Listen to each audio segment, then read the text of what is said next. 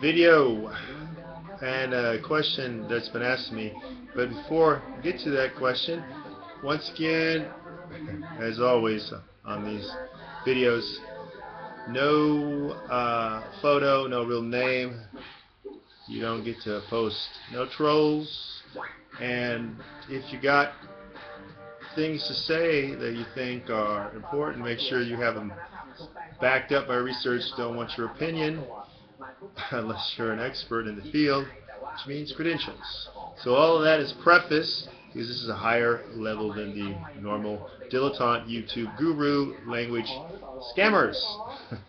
Anyway, so one of the questions that I keep getting asked, and I was asked to explain it in more detail, is what do I mean by Geolock languages, and what are Geolock languages, and obviously what are not Geolock languages. Okay, so Geolock languages is a term which means that the language is geographically locked. It means it only exists in one geographical area on this planet. Those are the majority of languages in the world, actually. And yes, if you live in that geographical area, you should know that language. Now, a lot of expats, especially English-speaking expats, never want to learn the language in the areas that they're in, especially those who live in places like Thailand, Cambodia, China, Korea, Vietnam, and that's not all. Spain, there's a lot of British people who live in Spain who never try to learn the language, or Portugal, they live in Portugal and they don't try to learn the language there. And it happens with U.S. people who live in before Mexico, but now more often in Central America, Panama, Costa Rica, places like that. Those are just examples of the people who don't learn the language in the place they're at, and they should. Because if you're going to live there for a long period of time, it's going to help you in many, many ways. Now, Geolock languages, for those people who do not live in that area, are a gigantic waste of time, because there's nothing you're going to do with them. Where are you going to use them? You're going to be like Moses McCormick and spend a great deal of money and go to convenience stores and restaurants and bother and pester people, and they're going to say, yeah, oh, it's great, you're trying to learn our language, but you really can't speak it, you're not functional, and you wouldn't do well in the country where we speak it. Geolock languages generally mean the people who speak Geolock languages and have any interaction with other people on the planet generally learn, unfortunately, English, because it's the largest second language on the planet at this point in time. It's non-Geolock, is what I'm trying to say. English is non-Geolock. A lot of reasons for that, because most of the music in the world is done in English. Hollywood puts out the most movies in the world, although I guess Bollywood is going to try to catch up, but I don't see them posing much of a threat, really. And also, books being printed there are more books being printed in the United States than there are in Europe, and there certainly aren't many authors in the Southeast Asia, let me tell you that. So hardly anyone reads a book. I don't see it. Comic books, yeah. Books, no. That's going on a tangent, however. The fact is that the thing is that these people who live in these places have interaction, know their Geolock language, and then they learn international language, which in this case is generally English. Now, for those people who want to learn non-Geolock languages, which is where I put my emphasis these days, although I spend a lot of time on Geolock languages or minority languages, you can look that up, is the fact that these are the big ones, okay? So, as you already know, English, that's why I'm doing these videos in English, is they have the largest amount of people who will know it as a second language. So they'll speak whatever, and then they'll speak whatever their native language is, and then they'll speak English. It's rare to meet people who pick as their L2 something other than English, unless they live in places like Central Asia, Yeah, basically, or in Europe. The point being here that okay, so the non-Geolock languages are obviously I've said it now 5, 6, 7 times. English, French is spoken in a huge variety of places. And it's a L2 in Africa in many places. In former colonies, speak it North Africans speak it Morocco. We can go through Tunisia. We can go through all these places. So it does well there. The Middle East used to speak French in parts like Lebanon, and you can still find people who, because it has this prestige language, that still speak it. Of course, in Indochine, which was Laos, Vietnam, there are people who still speak French. Vietnam more so than anywhere else, actually. But it's also on some islands. Yeah, there's some islands in the Pacific, and on. And of course Canada, Quebec, and the Maritimes. New Brunswick is officially bilingual, and then the whole country of Canada is supposed to be bilingual, but actually the only place that really is Montreal and then New Brunswick. But so then you've got a bizarre version of French. It's not what you call standard in Louisiana, which is Cajun, which came from Acadia, which is Acadian, which is from the Maritimes, and New Brunswick, which was before in the area of Nova Scotia until they got kicked out of there, deported. They're actually from the south of France originally, so there's a little history on those speakers. But okay, so French, Spanish, of course. Spanish is because the Spanish dominated and ruled the world at one point in time. They had the Philippines for 333 years. That's why the Philippines is uniquely different than any other place in Southeast Asia or Far East, however you want to term the Orient as opposed to the Occident.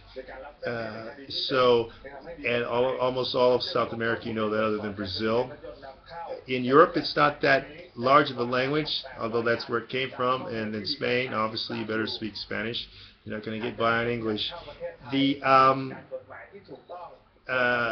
It's growing, of course. United States. United States actually has a huge amount of speakers. It's a bizarre version of Spanish. That's what happens when two languages meet. They change, they morph. But this isn't. I'm not getting into a social linguistics talk right now. So anyway, so you've got English, French, and Spanish. In Europe, the largest language actually, and that's because of the L2 part and because of technology and commerce, is German actually.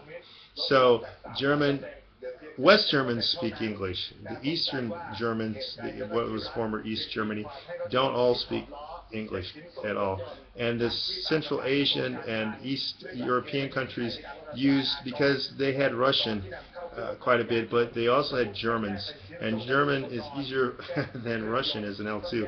Although you go to places like Uzbekistan and they'll speak Russian, not German, among other things. And you'll find some bizarre things going on. They speak Farsi too as an L2 in parts of Central Asia, because that was one of the languages that the Khan took through there.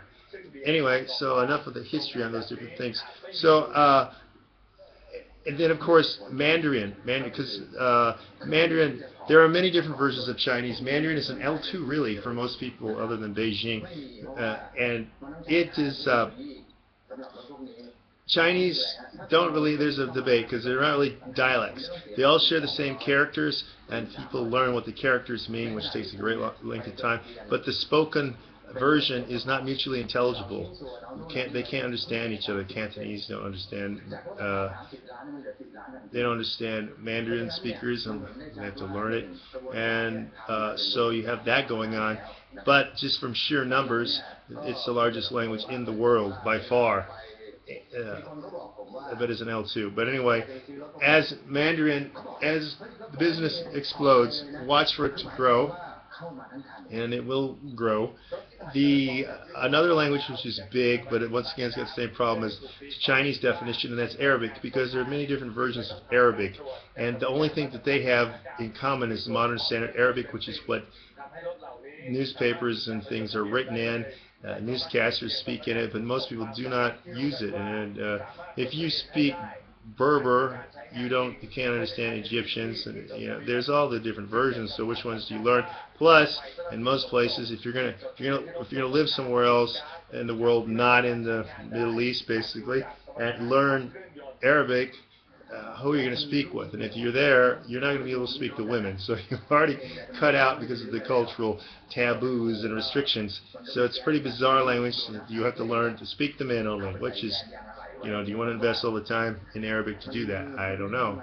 But, so Arabic is, it's in a lot of places, like I'm saying, really. It's got a lot of speakers, but the only thing that ties it together is the modern standard Arabic for reading and writing. Anyway, so let's move on. Basically, you can make a cause for Hindi and Urdu, which is basically almost the same language. Just once again, political differences and script differences with the spoken things. But if you're not going to live in India, I don't know what good it's going to do you, because you're not going to use it. And if you're not going to use it, it just doesn't have pragmatic value. And that's what I've been trying to get people to understand. And those people who play hobby stuff, what's the point? Who are you trying to impress? What's the deal? Because you don't really continue a conversation. You're not talking about Sartre Kierkegaard in another language. You're doing that, if you can do that, in English. You're doing it in English with someone else who's they're not a native English speaker, but you're never going to have the level unless you live in the country to be able to speak to them at that. I don't care if you have a 4-year degree in most universities. The only place that you might be able to pull it off with is if you went to Middlebury in the United States, or you went to an interpreter school, which means you already had levels to begin with. But that's begging the question.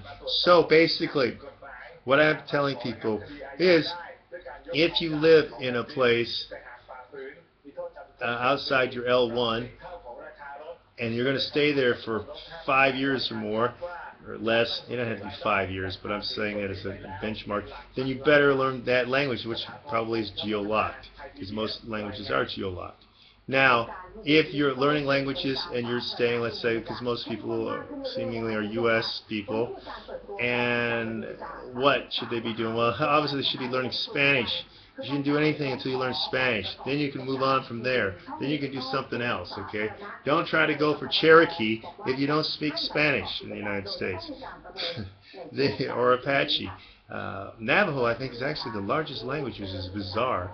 Anyway, of the Native American Indian languages in the U.S. The fact is, though, if you live in Arizona, what are you doing learning Dutch? Netherlands. You're not going to speak it. It's the same thing with people living in Australia trying to learn Lakota. What are you going to do? You're never going to become fluent. You're never going to be able to do anything in it. You'll be a tourist at best, saying, how much does this cost? Where's the bathroom? How do I get to the train? Things like that. Which I don't think that Lakotas are pretty big on finding the train. Maybe on Bison. But the fact being is, if you want to drive yourself crazy, then you can do that. But geolocked languages are that. The ones that are locked in the small locations that they're in, and I don't really care about those because I travel quite a bit. I live in a lot of different places. So just like currency, just like money, I want international currency, because if you're trying to use Cambodian riel, you can't use it. You can't use it anywhere but Cambodia. So if you're speaking Khmer, which is how it's actually pronounced. I know a lot of people make mistakes with that, like McCormick. It's Khmer. I'm not going to go into reasons why, but it's Khmer. It's only good in Cambodia. That's the only place you're going to functionally use it, all right? So, anyway, that concludes this answer to everybody. Now, they should all understand what it means to be geolocked or non-geolocked, and you should learn non-geolocked languages if you're just staying in your home country. Got it? Not difficult, is it? No, now you got it. Okay.